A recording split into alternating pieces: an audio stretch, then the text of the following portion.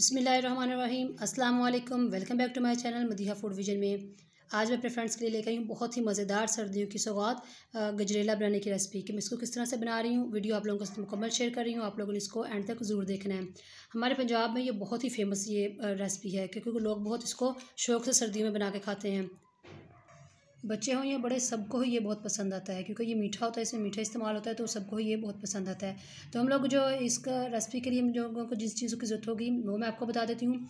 मैंने 2 लीटर जो है दूध लिया है, फुल क्रीम मिल्क है ये। और मेरे पास 1 किलो मैंने गाजर ली है, इनको मैंने ग्राइंड कर लिया अच्छी तरह से, आप लोग देख सकते हैं। और एक प्याली मेरे पास ये है टोटा चावलों की, मैंने जो कि तकरीबन आधा घंटा पहले भिगो के रख दिए थे। अब मैंने इसका पानी रिमूव कर दिया और ये आप लोग देख सकते हैं ये और अच्छी तरह से ये बिल्कुल दानेदार बन चुका है, चावल बन चुके हैं। अब ये जो मैंने इसके अंदर ऐड करूँगी गार्निश के लिए, जायके के लिए, मैं इसके अंदर बादाम ऐड कर रही हूँ। और मेरे पास है 500 ग्राम चीनी।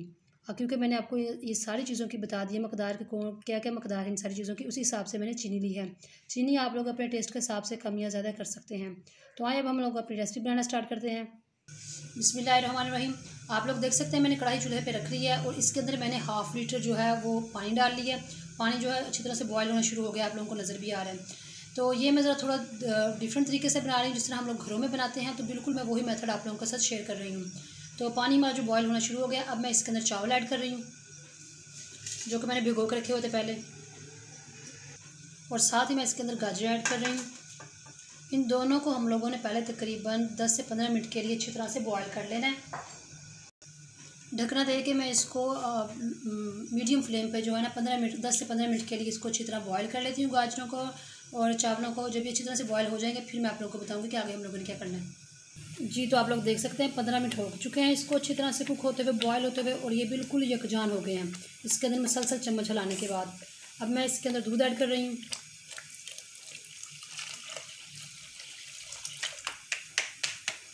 तो आप लोग देख सकते हैं मैंने दूध ऐड कर दिया इसके अंदर और इसमें से आहिस्ता आहिस्ता से बबल्स आने शुरू हो चुके हैं। और अब मैंने इसको तकरीबन 15 से 20 मिनट के लिए इसी तरह मीडियम टू लो आंच पे मसलसल पकाते रहना है और चम्मच हिलाते रहना है। 15 मिनट के बाद फिर मैं आप लोगों को दिखाती हूँ इंशाल्लाह। 20 मिनट हो चुके हैं इसको अच्छी तरह से कुक होते हुए, आप लोग देख सकते हैं इसमें से किस तरह से बबल्स आ रहे हैं। तो जो इसके ऊपर से बलाई आ रही थी वो मैं साइडों से उतार रही हूँ, वही बहुत ज़बरदस्त माशाल्लाह इसका टेस्ट इस बलाई से आएगा। तो अब हम लोग इसके अंदर चीनी ऐड करनी है। हम लोग चीनी ऐड कर रहे हैं इसके अंदर। चम्मच आप लोगों ने चीनी ऐड करने के बाद जैसे पहले हिला रहे थे मुसलसल, इसी तरह से अब भी करते जाना क्योंकि इसको ये बहुत जल्दी नीचे लग जाएगा। तो अब हम लोगों ने इसी तरह से चम्मच हिलाते रहना है। मीडियम टू लो आंच हम लोगों ने कर दी है, ज़्यादा हाई नहीं करनी वरना ये नीचे लग जाएगा। तो अब साथ ही हम लोग इसके अंदर बादाम ऐड कर रहे हैं। आप लोग देख सकते हैं काफ़ी हद तक ये थिक हो चुका है, कितना गाढ़ा हो चुका है ये आप लोग देख सकते हैं।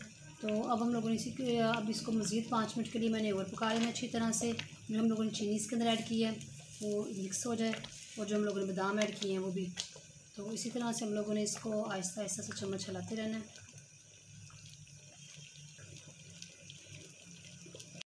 चम्मच आप लोगों ने मसलसल इसके अंदर हिलाते रहना है।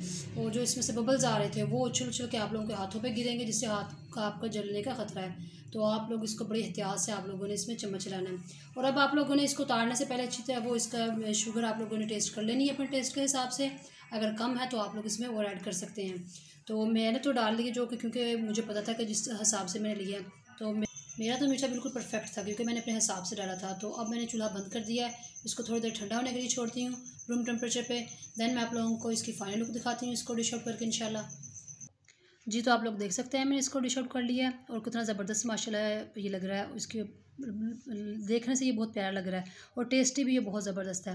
तो आपने इसको घर में ज़रूर ट्राई करना है। हमारे पंजाब में, हमारे सरगोदा में ये बहुत ही मशहूर है।